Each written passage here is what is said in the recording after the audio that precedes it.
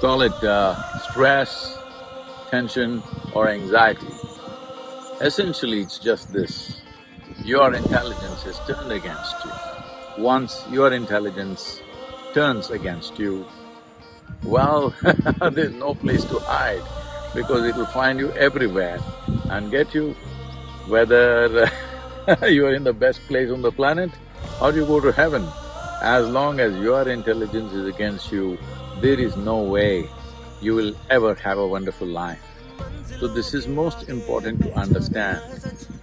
All these different levels of suffering that people are going through in the name of stress, tension, anxiety, these are all just different manifestations of your intelligence working against yourself.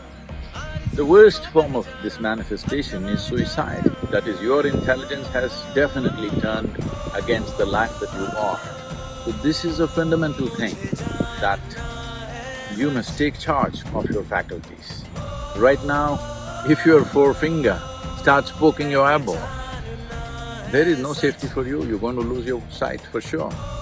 So, this is not something that you allow, this is something that has to come into our daily life. This is in engineering, that you engineer yourself in such a way that everything that you are works for your well-being and in turn for everybody's well-being. One of the best things that you can do for this world is you become a wonderful human being. For this to happen, you must take charge of your faculties, particularly the faculties of your mind and also of the body.